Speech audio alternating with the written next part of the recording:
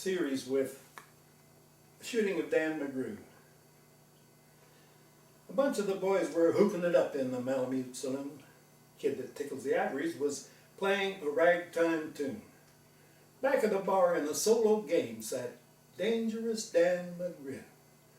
And there watching his luck was his light of love, the lady that's known as Lou. Went out of the night, which was 50 below, into the din and the glare. There staggered a miner, fresh from the creek, dog dirty, loaded for bear. He looked like a man with a foot in the grave and scarcely the strength of a louse. Yet he tilted his poke of dust on the bar, and he called for drinks for the house. Now there's none could place that stranger's face, but we searched ourselves for a clue. But we drank to his health, and the last one to drink was Dangerous Dan McGrew. Now there's men that somehow just grip your eyes, and they hold them hard like a spell. And such was he, but he looked to me like a man who had been living in hell, with a face, mostly hair, and the dreary stare of a dog whose day is done. As he watered that green stuff in his glass, and those drops, they fell, one by one. And I got to figuring who he was and wondering just what he would do. I turned my head, and there watching him was the lady that's known as Lou. His eyes were bouncing around the room. He seemed in a sort of a daze, till at last that old piano fell in the way of his wandering gaze. The ragtime kid was having a drink. There was no one else on the stool. So the stranger stumbled across the floor, and he flopped down there like a fool. In a buckskin shirt that was glazed with dirt, he sat, and I saw him sway. Then he clutched those keys in his talon hands. Good Lord, but that man could play. Were you ever out in the great alone where the moon was so awfully clear? Those icy mountains just hemmed you in with a silence you almost could hear, with only the howl of a timber wolf, and you camped there in the cold, a half-dead thing in a stark, dead world, clean mad for this stuff we call gold. High overhead, green, yellow, and red, those north lights just swept by in bars. Then you have a hunch what that music meant. Hunger, and night, and the stars. And hunger, not of the belly kind, why that's banished with bacon and beans, but the gnawing hunger of lonely men for a home and all that that means. For fireside far from the cares that are, four walls and a roof up above. Oh, so crammed full of cozy joy and crowned with a good woman's love. A woman dearer than all the world, and true as heaven is true. Good Lord, how ghastly she looks through her rouge, that lady that's known as Lou. Then all of a sudden the music changed, so soft you scarcely could hear. It seemed that your life had been looted clean of all that it once held so dear, that someone had stolen the woman you loved, that her love was a devilish lie, that your guts were gone. The best thing for you was to crawl away and to die. It was the crowning cry of a heart's despair, and it thrilled you through and through. I guess I'll make it a spread misere, said Dangerous Dan McGrew. Then the music almost died away and then burst like a pent-up flood, and it seemed to say, repay, repay, and my eyes were blinded with blood. The thought came back of an ancient wrong, and it stung like a frozen lash, and the lust awoke to kill, and the music stopped with a crash. And that stranger turned, and his eyes, they burned in a most peculiar way, in buckskin shirt that was glazed with dirt. He sat, and I saw him sway. Then his lips went in a kind of a grin, and he spoke. His voice was calm. And boys, says he, you don't know me, and none of you gives a damn. But I'm here to state, and my words are straight, and I'll bet my poke that they're true, that one of you is a hound of hell, and that one is Dan McGrew. Then I ducked my head, and the lights went up, and two guns blazed in the dark, and one screamed, and the lights went up. Two men lay stiff and stark, pitched on his head, and pumped full of lead was Dangerous Dan McGrew, while the man from the creek was clutched to the breast of the lady that's known as Lou. Now, these are the simple facts of the case, and guess that I ought to know. They say that stranger was half crazed with hooch. I'm not denying it's so. Now, I'm not nearly so wise as these lawyer guys, but strictly between us two, the woman that kissed him and pinched his poke was the lady that's known as Lou.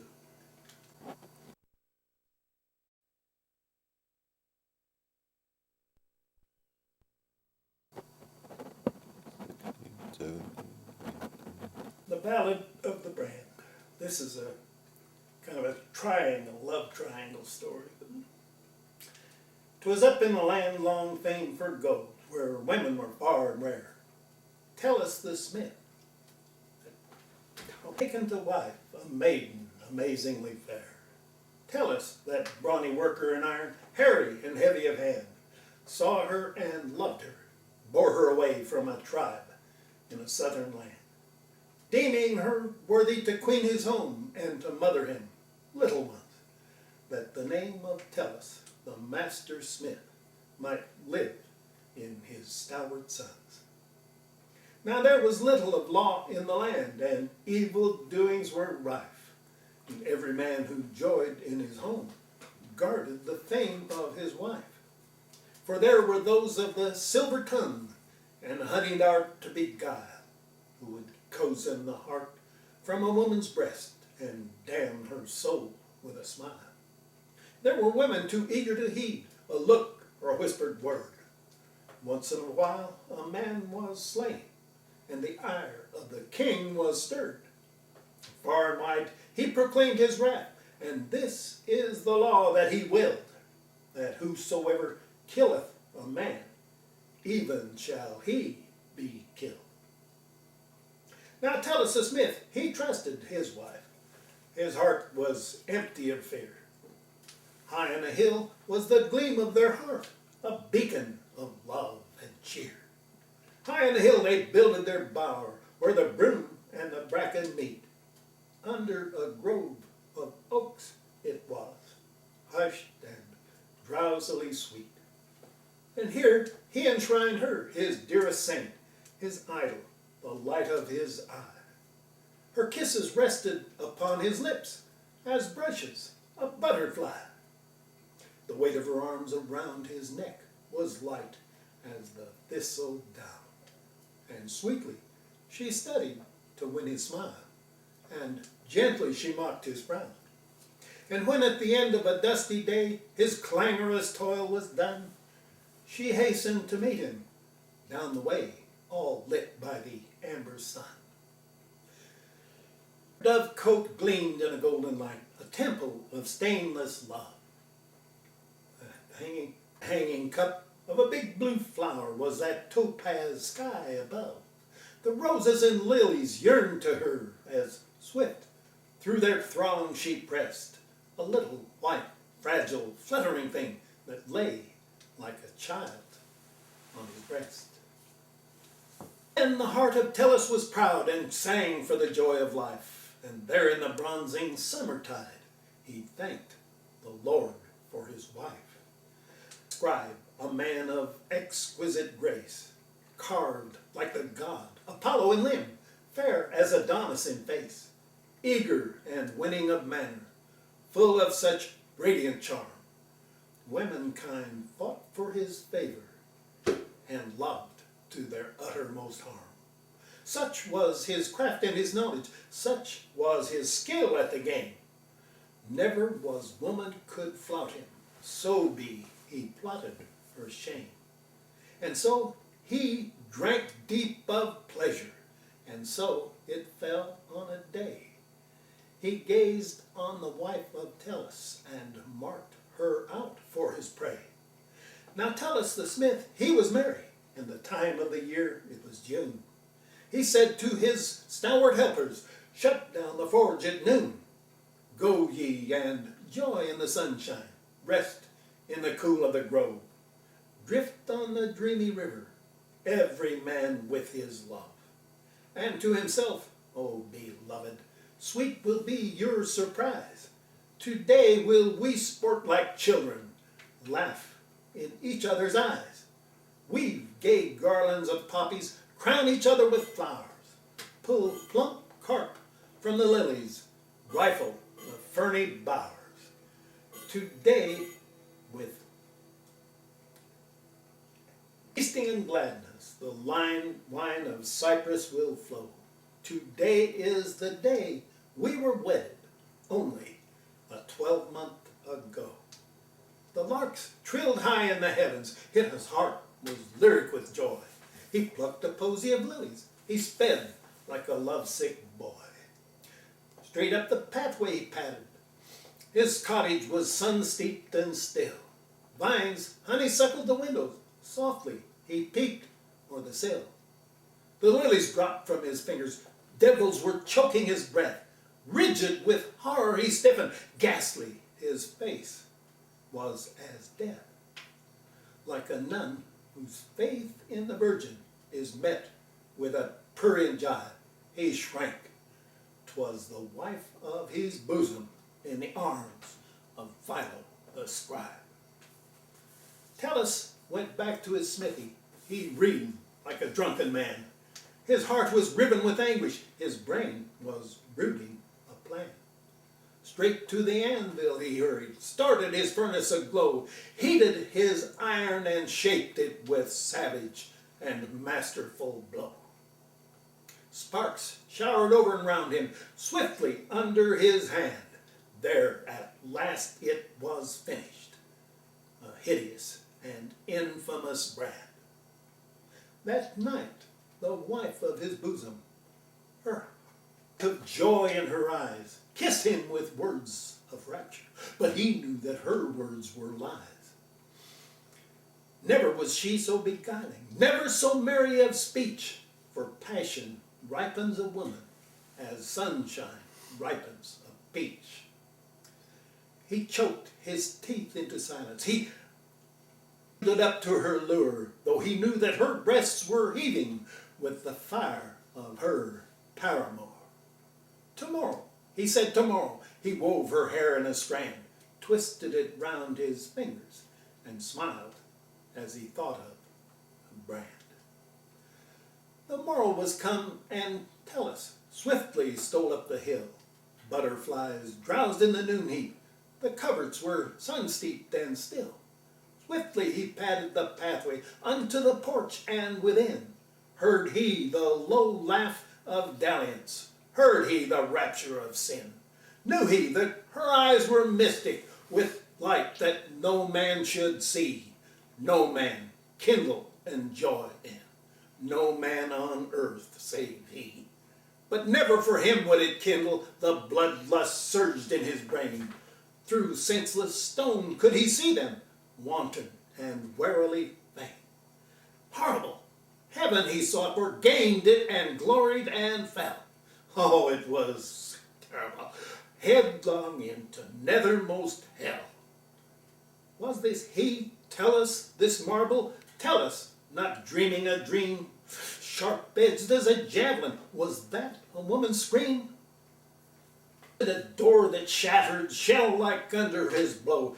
Was it a man he was crushing, whose head he beat on the floor, laughing the while at its weakness, till sudden he stayed his hand. Through the red ring of his madness flamed the thought of the brand. Then bound he the naked Philo with thongs that caught in the flesh. The wife of his bosom, fear frantic, he gagged with a silken mesh. Choking her screams into silence, he bound her down by the hair, dragged her lover unto her, under her frenzied stare. In the heat of the hearth fire embers, he heated the headiest brand. Twisting her fingers open, he forced its haft in her hand. Pressing it downward and downward, she felt the living flesh sear. She saw the throe of her lover. She heard the scream of his fear. Once, twice, and thrice he forced it, laughing, revenge is sweet. Once on the forehead of Philo, twice in the soft of his cheek.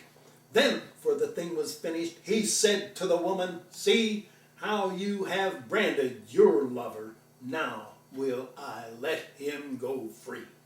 Then he severed the thongs that bound him, laughing, revenge is sweet. And Philo, now sobbing with anguish, feebly rose to his feet. The man who was fair as Apollo, godlike in women's sight, hideous now as a satyr, fled to the pity of night. Then came they before the judgment seat, and thus spoke the Lord of the land. The man who seeketh his neighbor's wife shall suffer the doom of the brand. Brutish and bold on his brow be it stamped, deep in his cheek let it sear, that every man may look on his shame and shudder and sicken and fear. He shall hear their mock in the marking place, their fleering jibe at the feast. He shall seek the cave, the shroud of night, and the fellowship of the beast. Outcast forever from homes of men, far and far shall he roam.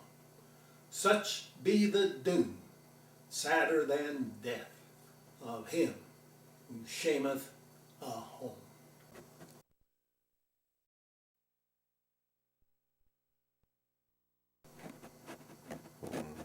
My friends, the man above was a murderer, the man below was a thief, and I laid there in the bunk between, ailing beyond belief. A weary arm full of skin and bones, and wasted with pain and grief. For my feet were froze, and the lifeless toes were purple and green and gray, and the little flesh that clung to my bones, you could punch it in holes like clay.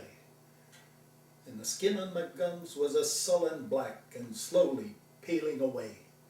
For I was sure enough in a direful fix, and often I wondered why they did not take the chance that was left and leave me alone to die. But no, they brewed me the green spruce tea, and they nursed me there like a child. And the homicide, he was good to me. He bathed my sores and he smiled. And the thief, he starved that I might be fed, and his eyes were kind and mild. But they were woefully wicked men, and how often at night in pain I heard the murderer speak of his deed and dream it over again. I heard the poor thief sorrowing for the dead self he had slain. I'll never forget that bitter dawn, so evil, askew, and gray, when they wrapped me round in the skins of beasts, and they bore me to the sleigh. And we started off with the nearest post 100 miles away. I'll never forget the trail they broke with its tense, unuttered woes, and the crunch, crunch, crunch as their snowshoes sank through the crust of that hollow snow.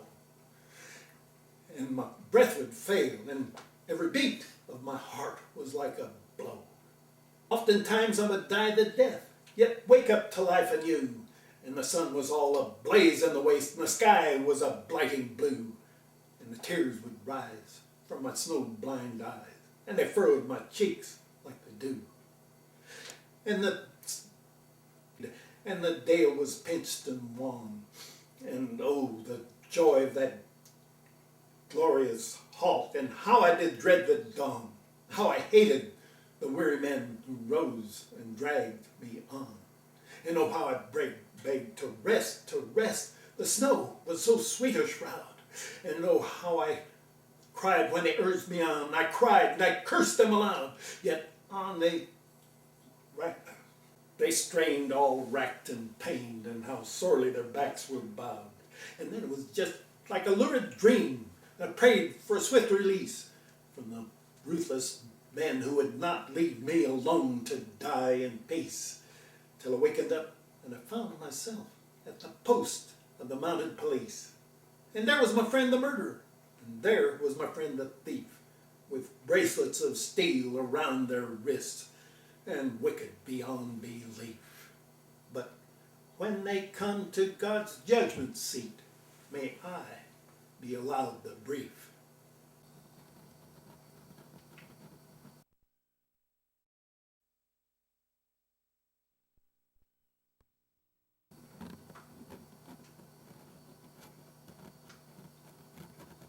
The Song of the Mouth Organ. I'm a homely little bit of tin and bone. I'm beloved of the legion of the lost. I haven't got a vox humana tone, and a dime or two will satisfy my cost. I don't affect your highfalutin flights. I'm more or less uncertain on the key. But I tell you, boys, there's lots and lots of nights when you've taken mighty comfort out of me. I weigh an ounce or two, and I am so small. You can pack me in the pocket of your vest. And when at night so wearily you crawl into your bunk and stretch your limbs to rest, then you take me out and play me soft and low, the simple songs that trouble your heartstrings, the tunes you used to fancy long ago, before you made a rotten mess of things. Then a dreamy look will come into your eyes as you break off in the middle of a note. And then with just the dreariest of sighs, you drop me in the pocket of your coat. But somehow I have bucked you up a bit. And as you turn around and face the wall, you don't seem quite so spineless and unfit. You're not so bad a fellow after all. Do you recollect that bitter Arctic night? Your camp beside the canyon on the trail. Your tent, a tiny square of orange light. The moon above, consumptive lichen pale. Your supper cooked, your little stove aglow. You tired but snug and happy as a child. Then it was turkey in the straw till your lips were nearly raw, and you hurled your bold defiance at the wild. Do you recollect that flashing, lashing pain? The gulfs of humid blackness overhead, the lightning making rapiers of the rain, the cattle horns like candles of the dead. You sitting on your bronco there alone, in your slicker, saddled, sore, and sick with cold.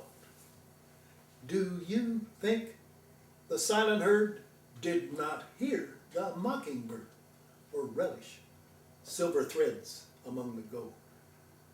Do you recollect that wild Magellan coast, the headwinds in the icy roaring seas, the night you thought that everything was lost, the days you toiled in water to your knees, the frozen ratlines shrieking in the gale, the hissing steeps and gulfs of livid foam, when you cheered your messmates 9 with Ben Bolt and Clementine and Dixieland and Seeing Nellie Home. Let the jammy banjo voice the younger son who waits for his remittance to arrive. I represent the grimy, gritty one who sweats his bones to keep himself alive, who is up against the real thing from his birth, whose heritage is hard and bitter toil. I voice the weary, smeary ones of earth, the helots of the sea and of the soil. I'm the Steinway of strange mischief and mischance. I'm the Stradivarius of blank defeat. In the downworld where the devil leads the dance, I'm simply and symbolically meet. I'm the irrepressive spirit of mankind. I'm the small boy playing knuckle down with death. At the end of all things known, where God's rubbish heap is thrown, I shrill impudent triumph at a breath. I'm a humble little bin of tin and horn. I'm a plaything, I'm a byword, I'm a jest. The virtuoso looks on me with scorn. But there's times when I am better than the best. Ask the stoker and the sailor on the sea. Ask the mucker and the hewer of the pine. Ask the herder of the plain. Ask the gleaner of the grain. There is a lowly, loving kingdom, and it is mine.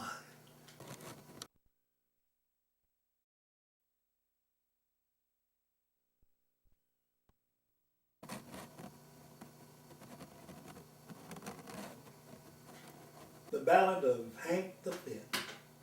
Now Fireman Flynn met Hank the Finn, where the lights of Lustland glow. Let's leave, says he, this lousy sea, and give the land a show. I'm fed up to the molar mark with walloping this brine. I can feel those bloody barnacles just a-carking on my spine. Let's hit the hard-boiled norther crack where creeks are paved with gold. You count me in, says Hank the Finn. A do as a been told. And so they sought that lonely land and drifted down its stream, where sunny silence around them spanned, just as dopey as a dream.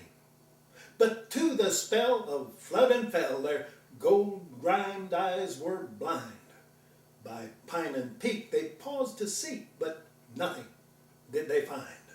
No yellow glint of dust amid, just mud and mocking sand, and a hateful hush that seemed to crush them down on every hand, till Fireman Flynn grew mean as sin, and cursed his comrade cold.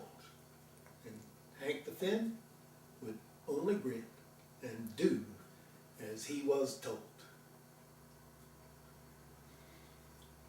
Now Fireman Flynn had pieces 10 of yellow Yankee gold, which every night he would invite his partner to behold.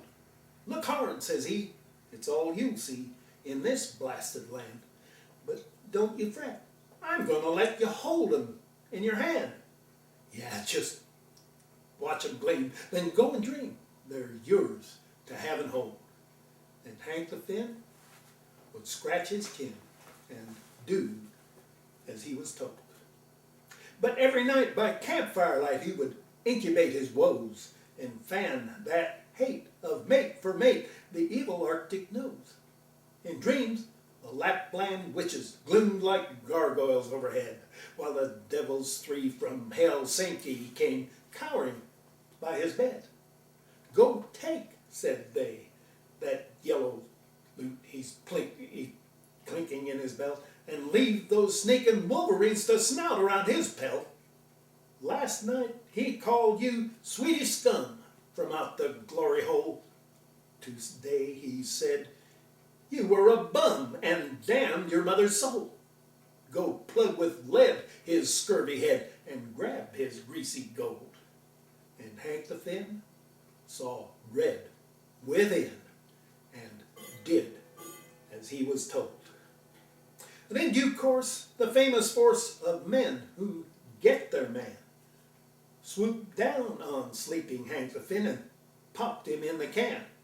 And in due time his grievous crime was judged without a plea, and he was dated up to swing upon the gallows tree. Then the sheriff gave a party.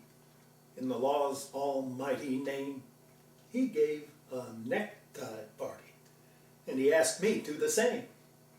There was no hooch a-flowing, and his party wasn't gay, for oh, our hearts were heavy at the dawning of that day.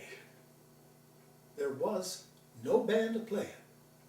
The only dancing there was Hank the Finn interpreting his solo on the air. We climbed the scaffold steps and stood beside the knotted rope. We watched the hooded hangman, and his eyes were dazed with dope. The sheriff was in evening dress, a bell began to toll, a beastly bell that struck a knell of horror to the soul. As if the doomed one was myself, I shuddered, waiting there. I spoke no word. Then I heard his step upon the stair, his halting foot moccasin clad, and then I saw him stand between a weeping warder and a priest with cross in hand. And at the sight a murmur rose of terror and of awe, and all them hardened gallows fans was sick at what they saw. For as he towered above the mob, his limbs with leather triced, by all that's wonderful, I swear, his face was that of Christ. Now, I ain't no blaspheming cuss, so don't you start to shout. You see, his beard had grown so long, it framed his face about. His rippling hair was long and fair, his cheeks were spirit pale. His face was bright, with holy light that made us wince and quail. He looked at us with eyes ashine, and sore were we confused, as if he were the judge divine, and we were the accused. As serene he stood between the hangman and the card. Anguish torn, he was the blessed Lord. The priest was wet with icy sweat, the sheriff's lips were dry, and we were staring starkly at the man who had to die. Lo, I am raised above you all, his pale lips seemed to say, for in a moment I shall leap to God's eternal day. Am I not happy? I forgive you each for what you do. Redeemed and penitent I go, with heart of love for you. And there he stood in mystic mood, in scorn sublime of death. I watched him gently kiss the cross, and then I held my breath. That blessed smile was blotted out. They dropped the hood of black. They fixed the noose around his neck. The rope was hanging slack. I heard him pray. I saw him sway. Then he was not there. A ghastly yellow rope was jerking in the air. A jigging rope that soon was still. A hush as of the tomb. And Hank the Finn, that man of sin, had met his rightful doom. His rightful doom? Now that's the point. I'm wondering because I hold a man is what he is and never what he was. You see, the priest had filled that guy so full of holy dope that at the last he came to die, as pious as the Pope. A gentle ray of sunshine made a halo round his head. I thought to see a sinner. Lo, I saw a saint instead. For as he stood as martyrs stand, clean cleansed of mortal dross, I think he might have gloried had we nailed him to a cross.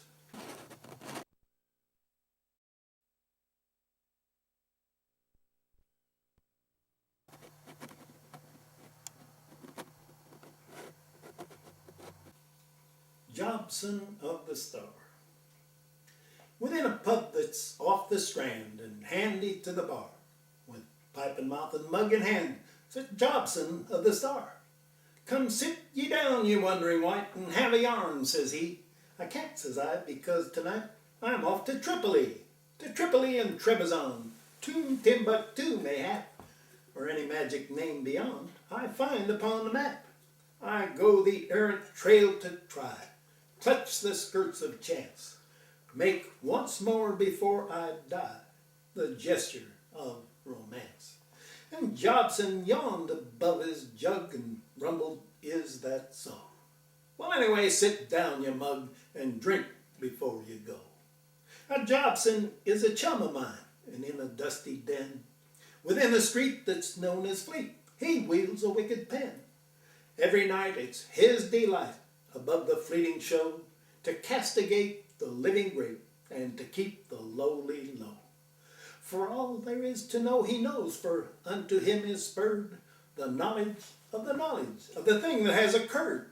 And all there is to hear he hears, For to his ears whirled the echo of the sound that shocks the world. Let revolutions rage and rend, let kingdoms rise and fall. There Jobson sits and smokes and spits and writes about it all. So we jawed a little while on matters small and great. He's told me with his cynic smile of grave affairs of state, of princes, peers, and president, folk beyond my ken. He spoke as you and I might speak of ordinary men. For Jobson is a scribe of worth, and has respect for none, and all the mighty ones of earth are targets for his fun. When I said goodbye, says he with his satiric leer, too bad to go when things are so damned interesting here. The government's riding for a fall, and things are getting hot. You better stick around, old pal. You'll miss an awful lot. But still, I went and wandered far by secret ways and wide. Adventure was the shining star I took to be my guide. For 50 moons I followed on, and every moon was sweet, and lit as if for me alone the trail before my feet. From desolate cities desolate with doom, my moon swam up and set, on tower and temple, tent and tomb, on mosque and minaret. From heights that hailed the dawn I scaled, by cliff and chasm sheer. To far Cathay I found my way, and to fabulous Kashmir. From Camelback I traced the track that bars the barren bled, leads to hell and blazes, and I followed where it led. Like emeralds in sapphire set and ripe for human rape, I passed with passionate regret the islands of escape. With death I clinched a time or two, gave the brute a fall. Hunger, cold, and thirst I knew, yet how I loved it all. And suddenly I seemed to tire of trekking up and down, longed for some domestic fire, and sailed for London town. And in a pub that's off the Strand, handy to the bar, with pipe in mouth and mug in hand, sat Jobson of the Star. Hello, says he, come take a pew and tell me where you've been. It seems to me that lately you have vanished from the scene. I've been, says I, to Cordovan, Kong and Calabar, Sarawak and Samarkand, to Gat and Bolivar, to Caracas and Guayaquil and Lhasa and Pekin, Brahmaputra and Brazil, to Baghdad and Benin. I've sailed the Black Sea and the White, the Yellow and the Red, the Sulu and the Celebes, the Bering and the Dead. I've climbed on Chimborazo and I've wandered in Peru. I've camped in Kinchinjunga and I've crossed the Great Karoo. I've drifted on the Hoang Ho, the Nile and Amazon. I've swam the Tiber and the Po. Thus I was going on when Jobson yawned above his beer and grumbled, is that so? Been so damned exciting here, too bad you had to go. We've had the devil of a slump. The market's gone to pot. You should have stuck around, you chump. You've missed an awful lot. In haggard lands where ages brew, on plains burned out and dim, I broke the bread of brotherhood with ruthless men and grim. By trails untrod, I've walked with God by parched and bitter path. In deserts dim, I've talked with him and learned to know his wrath. But in a pub that's off the Strand sits Jobson every night and tells me what a fool I am, and maybe he is right. For Jobson is a man of stamp, and proud of him am I. And I am just a bloody tramp, and will be till I die.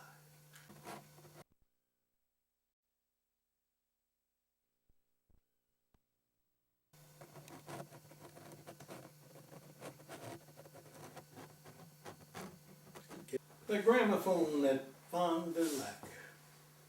Now Eddie Malone got a swell gramophone just to draw all the trade to his store, and says he'd come along for a season of song, which like you had never before. Then Dog Ribbon Brave and Yellowknife Slave and Cree in his dinky canoe confluated near just to see and to hear Ed's gramophone make its debut. Then Ed turned the crank, and there on that bank they squatted like bumps on a log. And for acres around there wasn't a sound, not even the howl of a dog. When out of that horn there sudden was born such a marvelous, elegant tone. And just like on that fell the voice of its first gramophone. "Bad medicine!" cried old Tom the one-eyed, and made for to jump in the lake. But no one gave heed to his little stampede, so he guessed he had made a mistake. And roll in the mud, that chief of the blood observed in choice Chipaway Ann, "You have brought us canned beef, and it's now my belief that this here is a case of canned man." Well, though I'm not strong on the day-going song, that just got me going for fair. There was Crusoe and Scotty and Ma'am Shumenhank and Melber, and Paunchy was there. It was silver and gold, it was sweetness untold, just to hear all them big guineas sing. And thick all around and inhaling the sound, them Indians formed in a ring. So solemn they sat, and they smoked and they spat, and their eyes showed a low. But never a word of approving occurred till that guy Harry Lauder came on. And Hunter of Moose and Squaw and Papoose just laughed till their stomachs was sore. 6 times Eddie set back that record, and yet they hollered and hollered for more. Well, I'll forget that frame up, you bet. Those caverns of sunset agleam, the still peaks aglow, the shadows below, that lake like a petrified dream. The teepees that stood at the edge of the wood, the evening star blinking alone, the peace and the rest, and final and best, the music of Ed's gramophone. Then sudden and clear there rang on my ear a song mighty simple and old, heart-hungry and high, it thrilled to the sky, all about silver threads in the gold.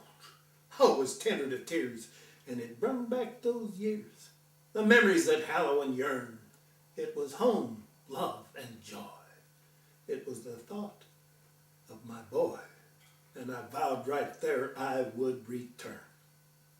Big four-fingered Jack sat right at my back, and I saw with a kind of surprise, as he gazed on that lake with a heart full of ache, why, that the tears irrigated his eyes. And says he, cuss me, pard, but that there hits me hard. I've a mother does nothing but wait. She has turned 83. She's only got me, and I'm scared it'll soon be too late. On Fond du Lac shore I am hearing once more that blessed old gramophone play. Well, the summer's all gone, and I'm still living on in that same old haphazardous way. Well, I cut out the booze, and with muscles and thews I corralled all the coin to go back. But it wasn't to be. He had a mother, you see, so I slipped it to four-fingered Jack.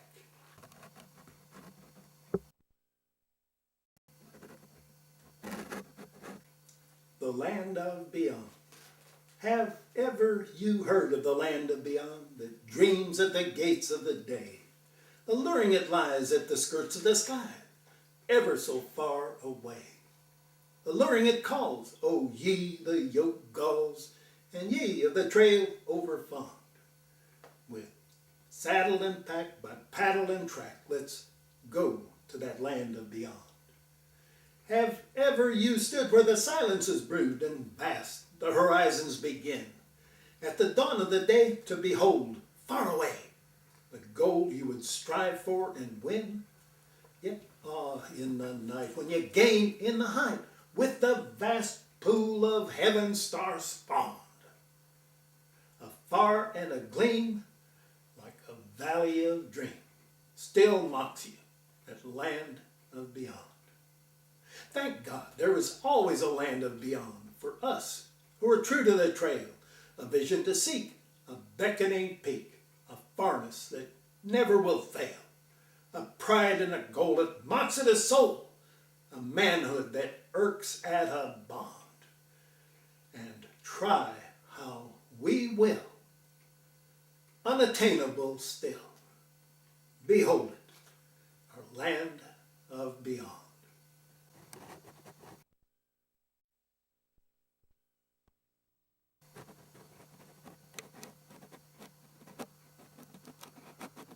The cowjew's cure.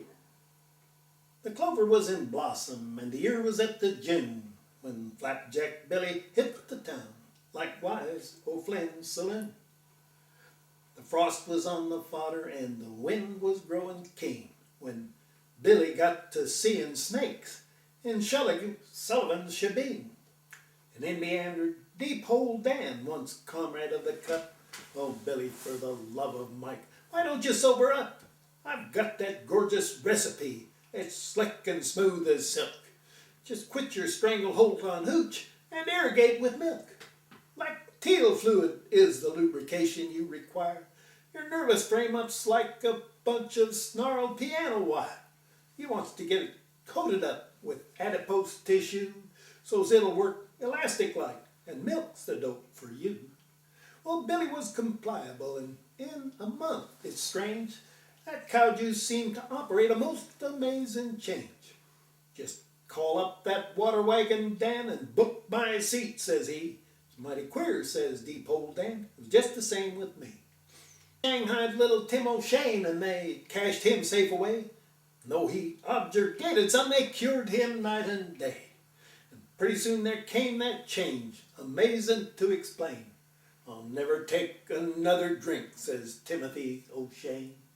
They tried it out on, they put it over Grouch McGraw, the terror of the town. They roped in tanks from far and near, and every test was sure. Just like a flame, there ran the fame of Deep Hole's cow juice cure. Queer, says Deep Hole Dan, I'm puzzled through and through. It's only milk from Riley's ranch. No other milk will do. Happened on that night with no predictive plan. Left some milk from Riley's ranch just a-sittin' in the pan. And picture their amazement when they poured that milk next day, for on the bottom of the pan a dozen colors lay. Oh, what do you know about that, says Dan. Gosh dang my dasted eyes. We've been and had the gold cure, Bill, and none of us was wise. Now let us figure this thing out. How does the dust get there? Gold from the grassroots down, they say. Why, Bill, we've got it cold. Them cows that nibbles up the grass just nibbles up the gold. We're blasted bloomin' millionaires, dissemble and lie low. We'll follow them gold-bearing cows and prospect where they go. And so for weeks it seems, and miners might be found just sneaking round on Riley's ranch and sniping at the ground. Till even Riley stops and stares, presently allows. Them boys appears to take a mighty interest in my cows. And night and day they shadowed each auriferous bovine, panned the gold, the grassroots on their trail, but never gold they seen. All that season, secret-like, they worked, and nothing found, for there was colors in the milk, but none was in the ground. Mighty desperate was they, and down upon their luck, when sudden inspiration-like, the source of it they struck.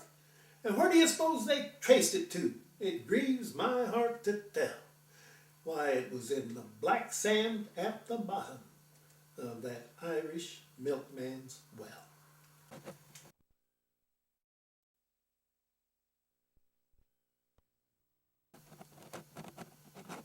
The baldness of Chew Deer.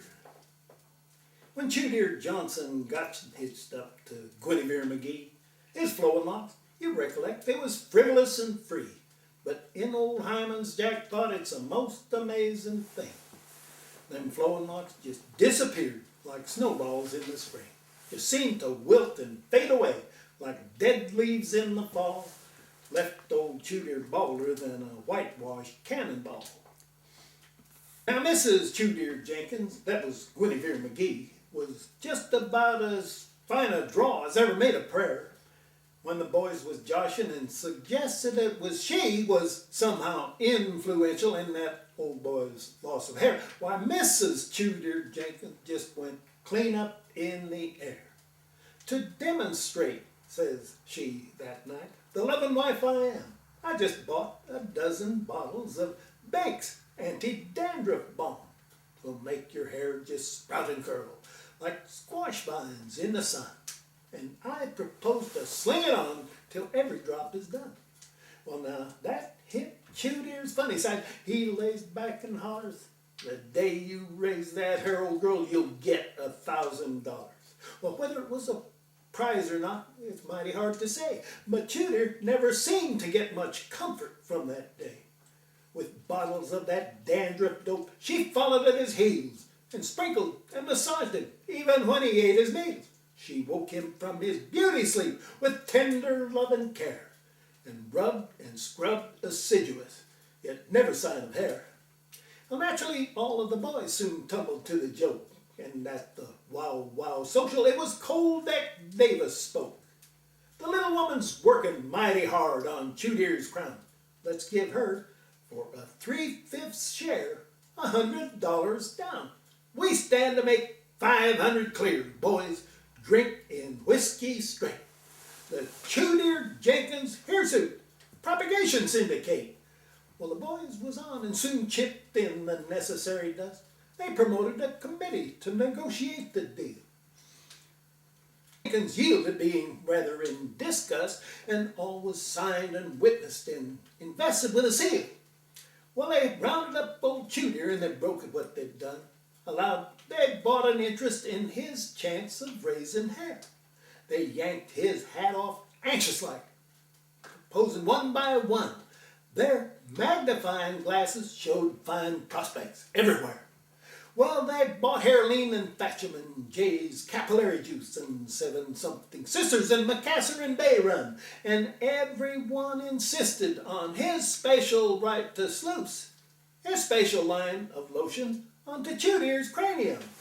Well, he only laughed the more the old boy roared, and Chairs and Jenkins' hirsute went sky high and on the board. Well, the syndicate was hopeful of demonstrating pay, and Mrs. Jenkins labored in her persevering way. Well, the boys talked about rights and outcrops and so on, and plans to have its crown surveyed and blueprints of it drawn. Well, they ran a baseline, sluiced and yelled, and everyone was glad, except the balance of the property, and he was mad.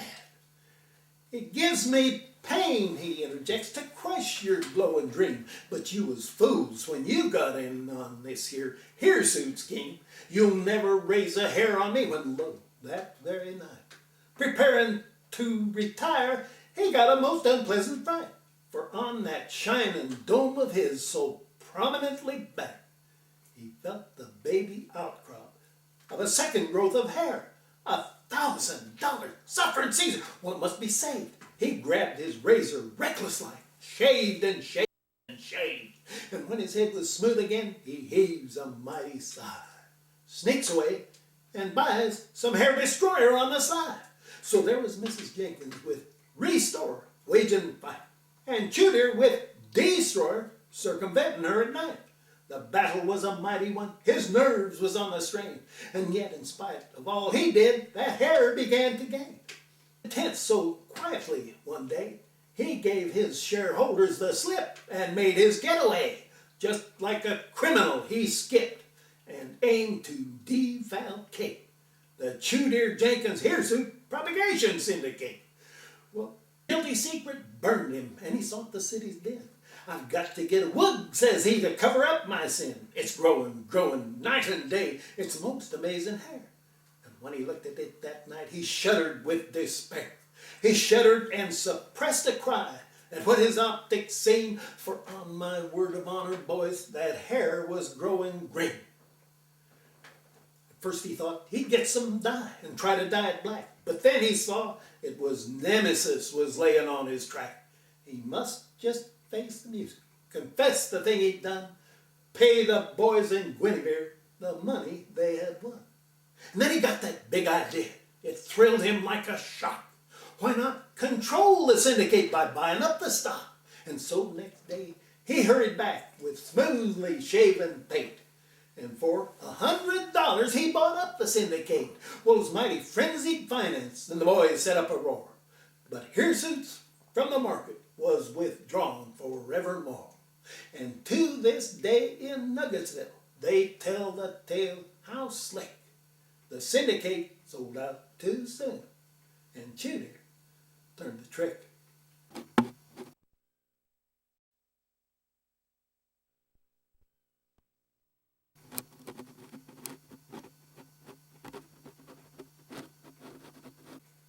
I'm scared of it all. This had to result from one of Robert Service's visits to one of the big cities.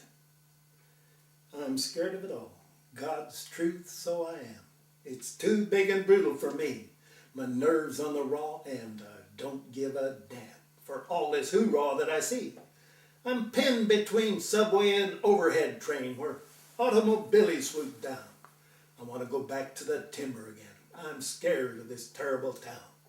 I want to go back to my lean ashen plains, my rivers that flash into foam, my ultimate valleys where solitude reigns, my trail from Fort Churchill to Nome, my forest packed full of mysterious gloom, the ice fields a grind and a glare. The city is dead-falled with danger and doom, and I know I'm safer up there. I watch the wan faces that flash on the street, all kinds and all classes I see, yet never a one in a million I meet has the smile of a comrade for me. Just jaded and panting like dogs in a pack, just tensed and intent on the goal. Oh Lord, I'm so lonesome. I wish I was back up there in the land of the pole. I wish I was up on the Hunger Plateau, seeking lost caribou. I wish I was up where the copper mine flows to the kick of my little canoe. I want to be far on some weariful shore in the land of the blizzard and bear. I want to be snug in the Arctic once more, for I know I am safer up there. I prowl through the canyons of dismal unrest. I cringe, I'm so weak and so small. I can't get my bearings. I'm crushed and oppressed with the haste and the waste of it all. The slaves and the madman, the lust and the sweat, the fear in the faces I see, the getting, the spending, the fever, the fret. It's too bleeding cruel for me. I feel it's all wrong, and I can't tell you why. The palace, the hovel next door, those insolent towers that sprawl to the sky, the crush and the rush and the roar. I cower in the crash and the glare. I want to go back to the avalanche belt, for I know I'm safer up there. I'm scared of it all. Oh, afar I can hear the voice of my solitude's call. We're nothing but brute with little veneer, and nature is best after all. There's tumult and terror abroad in the street. There's menace and doom in the air. I want to go back to my 1,000-mile beat, to the trail where cougar and silvertip meet, to the snows and the campfire with wolves at my feet. Goodbye, for it's safer up there. To be forming good habits up there. To be starving on rabbits up there. In your hunger and woe, though it's 60 below.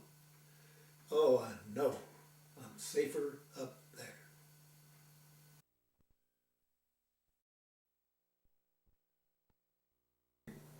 My name is Pierre Jones, and I'm going to try to recite some poetry for you. Most of this stuff, or nearly all of it, would be from Robert Service.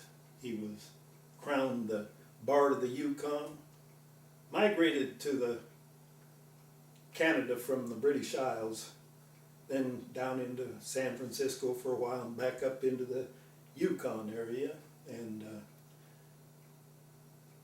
he wrote and many poems, over 1,100 total that he distributed, and but among his favorite to be recited is the Cremation of Sam McGee, and we'll give it a run. There's strange things done in the midnight sun by those men who moil for gold. The Arctic trails have some secret tales that will make your blood run cold. The Northern Lights have seen queer sights, but the queerest they ever did see was that night on the marge of Lake LaBarge. I cremated Sam McGee. Now, Sam McGee was from Tennessee, where the cotton blooms and blows. Why he left his home in the South to roam, the good Lord only knows. He was always cold, but that land of gold seemed to hold him like a spell, though he'd often say in his homely way that he had sooner live in hell. On Christmas Day, we were mushing our way over the Dawson Trail. You talk about cold. Through that parka's fold it would stab like a driven nail. If our eyes we'd close, then the lashes froze till sometimes we couldn't see. Well, it wasn't much fun, but the only one to whimper was Sam McGee. That very night as we lay packed tight in our robes beneath the snow, the dogs were fed. Those stars overhead were just dancing, heel and toe. Well, he turns to me and, Cap, says he, I'll cash in this trip, I guess.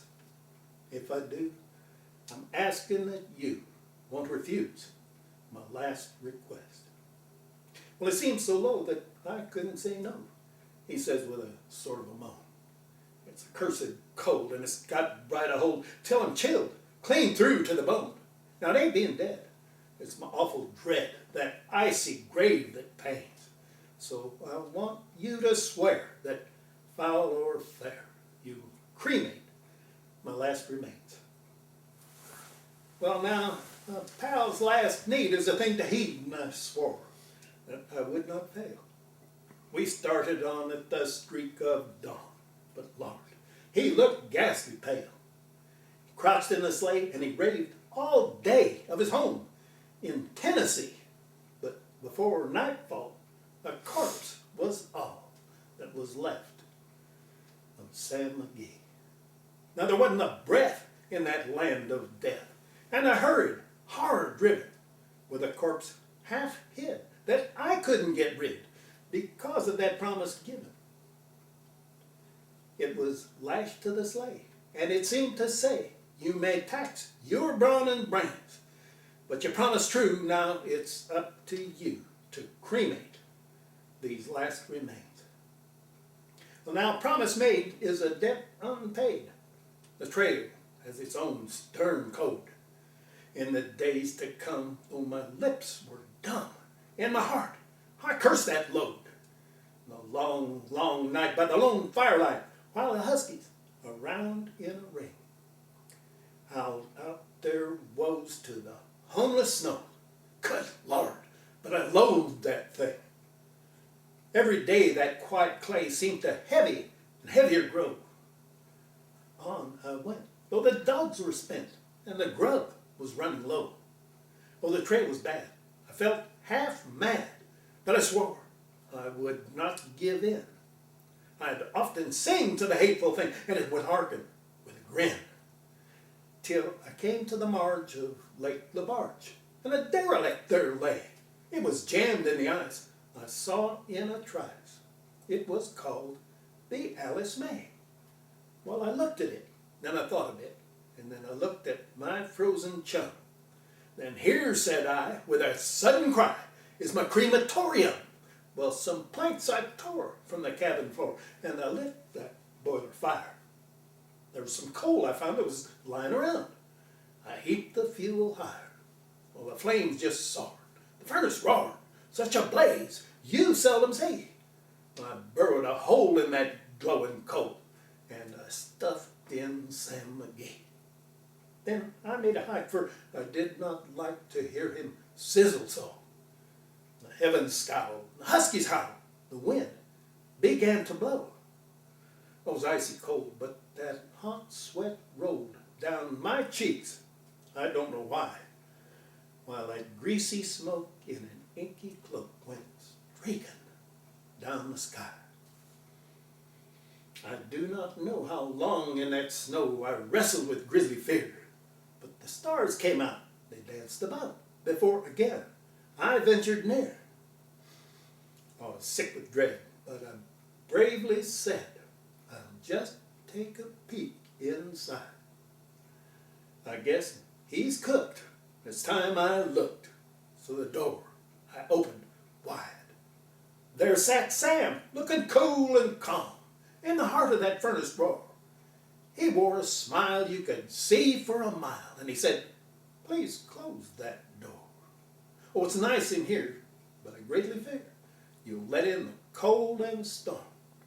Since I left Plumtree down in Tennessee, this is the first time I've been warm." Strange things done in the midnight sun. Recording? Yeah.